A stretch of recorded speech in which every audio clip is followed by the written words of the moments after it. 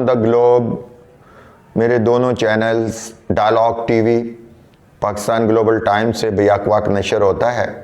اس programme میں میں آپ کے سامنے دنیا کے مختلف واقعات و حالات کا تجزیہ پیش کرتا ہوں۔ آج کا ہمارا تجزیہ مڈل ایسٹ کے حوالے سے ہے۔ مڈل ایسٹ، مشرق وسطی، طوفان الاقصی، غزہ اسرائیل جنگ، لبنان اسرائیل کانفلکٹ، حزب اللہ حوثیز کی جو ایک طویل جنگ ہوئی ہے، اور اس کے بعد پھر جس طرح اسرائیل حزب اللہ سیز فائر ہوا، اسرائیل حماس نے سیز فائر کیا، ہاسٹیجز کی واپسی جاری ہے۔ دوسری طرف عرب ریاستوں کے سربراہان ٹرمپ کے غزہ پلان کے بعد کافی متحرک ہوئے اور انہوں نے کوشش شروع کر دی ہے کہ مڈل ایسٹ میں غزہ پر امریکہ کا قبضہ، اسرائیل کے گریٹر اسرائیل پلان کو کس طرح کاؤنٹر کیا جا سکتا ہے۔ اس سارے عمل میں ایران نے بہت اہم رول ادا کیا ہے۔ جب حماس اور فلسطینی اسرائیل کے جارحیت بربریت کا شکار رہے ہیں، اس وقت صرف ایران اور اس کے حمایتی ریزسٹنس موومنٹ، مزاحمتی تحریک نے ان کا ساتھ دیا اور انہوں نے بھرپور طریقے سے اسرائیل کو روکنے میں اہم کردار ادا کیا۔ اگرچہ اس دوران نصراللہ شہید، سنوار شہید، اس کے علاوہ ایران کے کئی ملٹری کمانڈرز جو سیریا میں اور مختلف اور جگہوں پر انتہائی اہم کردار ادا کر رہے تھے، وہ بھی شہادت کا جام نوش کر کے اس دنیا سے چلے گئے، لیکن ان شہادتوں نے اسرائیل کو گھٹنے ٹیکنے پر مجبور ضرور کر دیا۔ سب سے پہلے آج ہم جیو پالیٹکس کے حوالے سے آگے بڑھتے ہوئے بات کریں گے ایرانی صدر پزشکان اور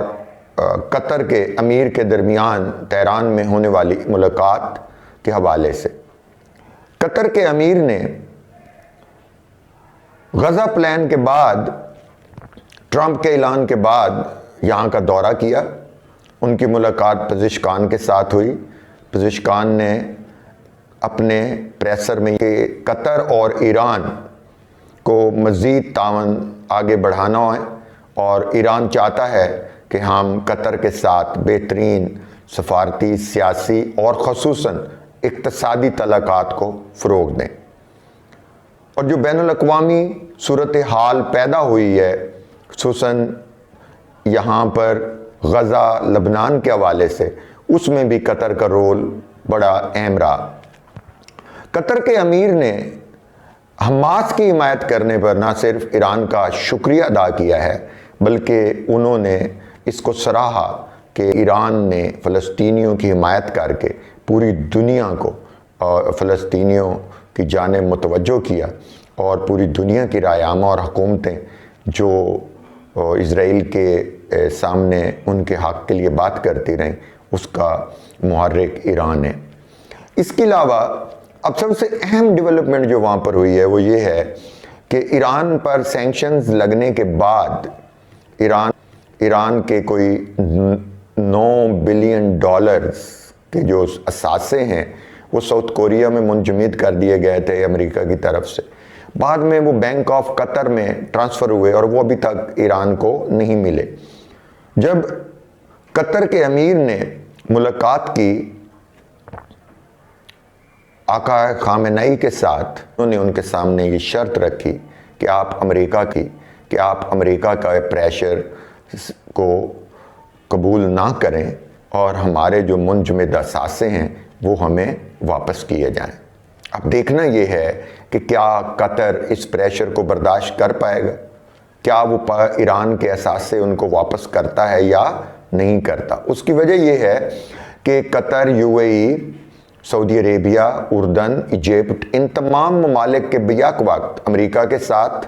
بہت اہم اسٹریٹجک ریلیشنز ہیں۔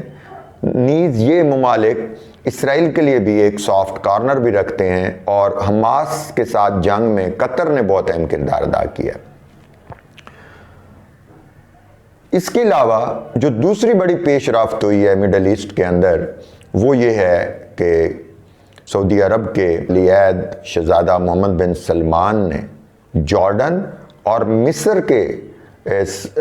سربراہ، اور یہ بڑی انفارمل میٹنگ ہوگی، یہ فارمل نہیں ہے، یہ بڑی انفارمل میٹنگ ہوگی جس میں یہ بیٹھ کر آپس میں ٹرمپ پلان کے حوالے سے اور خصوصاً غزہ کی ریہیبلیٹیشن کے حوالے سے بات کریں گے۔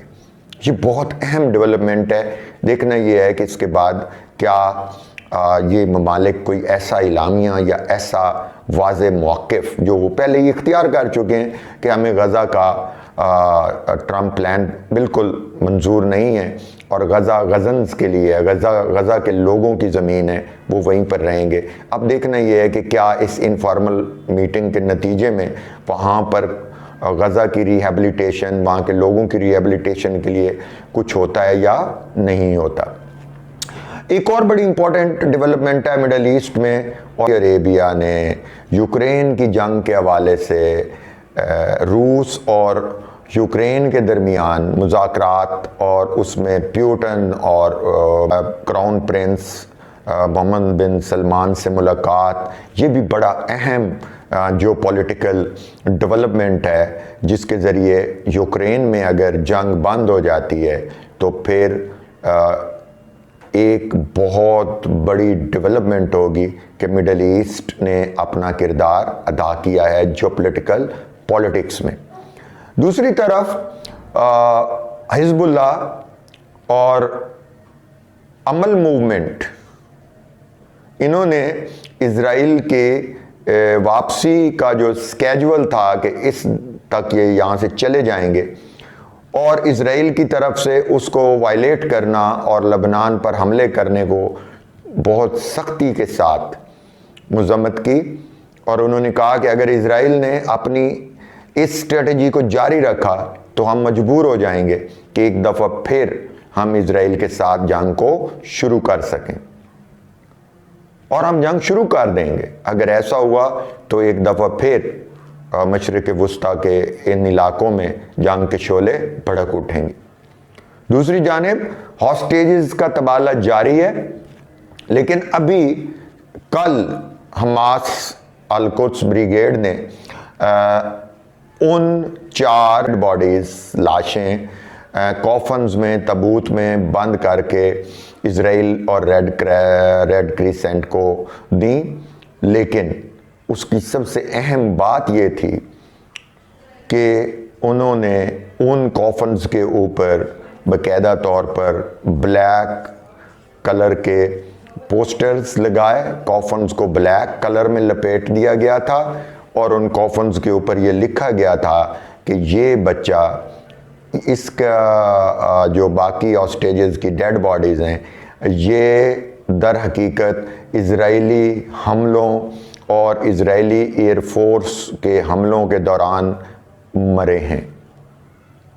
اور اس کے ساتھ انہوں نے جو بڑی بڑی بینرز اور سکرینز لگائیں، اس کے اوپر بھی انہوں نے اسرائیل کے وزیر اعظم نیتن یاہو کو اس طرح پورٹرے کیا کہ اگر ہم آپ کے باقی ہاسٹیجز کی حفاظت کر سکتے ہیں، کیونکہ 3 کے بدلے اگر 300 واپس آتا ہے فلسطینی قیدی، تو ہم ان 4 کو کیوں قتل کریں گے، یا ہم ان 4 کو کیوں ماریں گے؟ تو ان کا یہ جو باقاعدہ عمل تھا جو پولیٹیکلی، اس نے پوری دنیا میں ایک بڑے اہم سٹینس کے ساتھ سامنے آیا۔ اس سٹینس یہ تھا کہ دیکھیں، ہم نے آپ کے قیدیوں کو قتل نہیں کیا، بلکہ ان کا قاتل نیتن یاہو ہے۔ اور جب یہ مناظر وہاں دیکھے جا رہے تھے تو اس دوران اسرائیل سے چھینے گئے اسلحے کی نمائش بھی القدس بریگیڈ کے مجاہدین نے کی۔ اب یہ 2 بڑے امپورٹنٹ سمبولک سائیکولوجیکل وار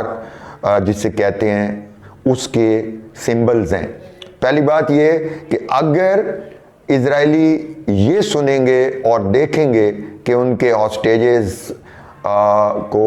اسرائیل نے اپنی بمباری کے ذریعے مارا ہے تو لازمی طور پر اسرائیل کی سڑکوں پر اسرائیلی عوام نکلیں گے اور وہ نیتن یاہو کے اس بروٹل ایکٹیویٹی جس کو جنگ کہتے ہیں، جس میں اس نے انتہائی ظالمانہ طریقے سے اور وار کیبنٹ نے جس ظالمانہ طریقے سے فلسطینیوں کو شہید کیا ہے، اس کے خلاف اقرائے عامہ ہموار کرنے کی ایفرٹ کی ہے القدس بریگیڈ نے اور حماس نے، اور پوری دنیا میں اسرائیل کے پروپیگنڈے کو غیر مؤثر کرنے کی کوشش کی ہے۔ جب وہ اسلحہ، وہ گنز جو انہوں نے ان سے چھین کر جنگ کے دوران لے گئے اور اپنے قبضے میں لیں، وہ اس بات کی سائیکولوجیکل امپیکٹ ہے کہ دیکھیں آپ کے فوجی یہاں سے بھاگے ہیں، آپ کی فوج تھی وہ جنگ کے دوران اپنا اسلحہ چھوڑ کر گئی ہے، اور ہم آج بھی اپنے اسی جگہ پر کھڑے ہوئے ہیں، انہی جگہوں پر کھڑے ہیں، اسی حوصلے کے ساتھ کھڑے ہیں جس سے ہم نے جنگ کا آغاز کیا تھا۔ یہ آپ کا مقابلہ۔ مڈل ایسٹ اس وقت انتہائی اہم خطہ ہے، اقتصادی طور پر، فوجی لحاظ سے اور معاشی سرگرمیوں کے حوالے سے۔ اگر اسرائیل نے دوبارہ مڈل ایسٹ کے اندر جنگ شروع کی حماس کے خلاف یا لبنان میں حزب اللہ اور عمل تحریک کے خلاف، تو یہ جنگ پھر یہاں تک محدود نہیں رہے گی۔ اس کے علاوہ مصر نے سرائے سینا میں وسیع پیمانے پر اپنے ٹینکس کل آرمڈ کورز کو کھڑا کر دیا ہے کہ رفح کراسنگ سے فلسطینیوں کو یہاں پش نہیں کرنے دیا جائے گا اور نہ ہی انہیں اپنے وطن سے بے گھر کرنے دیا جائے گا۔ اس سے پہلے بھی میں نے آپ کو بتایا تھا کہ القدس نے اپنے ایک بیان میں کہا تھا، القدس بریگیڈ اور حماس نے، کہ نو مائیگریشن ایکسیپٹ یروشلم۔ وہ اپنے اس موقف پر ڈٹے ہوئے کہ 2 نیشن سٹیٹ ہوگی، اور اس کے علاوہ جارڈن، مصر، سعودی عربیہ اور باقی تمام ممالک، انہوں نے ٹرمپ پلان کو بالکل ہی مسترد کر دیا ہے، اور انہوں نے کہا کہ ایسا ممکن نہیں ہے کہ فلسطینیوں کو ان کی زمینوں سے محروم کر دیا جائے۔ اس پورے آج کے ویلاگ کا کرکس آف دا ڈیبیٹ یہ ہے کہ عرب کسی حد تک متحد بھی ہو رہے ہیں، عرب کسی حد تک ایک واضح سٹانس کی طرف بھی جاتے نظر آتے ہیں، اور دوسری طرف ٹرمپ کا جو غزہ پلان ہے اس کو بھی پوری دنیا نے اور عربوں نے مسترد کر دیا، اور خصوصاً حماس نے جس طرح ہاسٹیجز کی رہائی کے حوالے سے اپنا پاور شو کرتے ہیں، اس سے بھی یہ پیغام اسرائیل کو اور امریکہ کو جا رہا ہے کہ وی کین ریزسٹ بریولی۔ دوسری طرف حزب اللہ اگرچہ خاموش ہے تو پیس ٹروس ہے، اس کو جاری رکھنا چاہتے ہیں، لیکن اگر اسرائیل نے توڑنے کی کوشش کی تو پھر بھرپور جواب بھی وصول کر سکتا ہے۔ آج کے لیے اتنا ہی کافی۔ امید ہے آپ کو میرا یہ ویلاگ پسند آیا ہوگا، اور آپ لائک بھی کیجئے گا، میرے چینل کو دونوں کو سبسکرائب کیجئے گا، میرے ساتھ رہیے گا، دوستوں میں صدائے خرد کو پھیلائیے گا، اپنی دھرتی ماں پاکستان کا بہت خیال رکھیں، خوش رہیں، آباد رہیں، خوشیاں بانٹیں اور خوشیوں میں زندہ رہیں۔ اللہ حافظ۔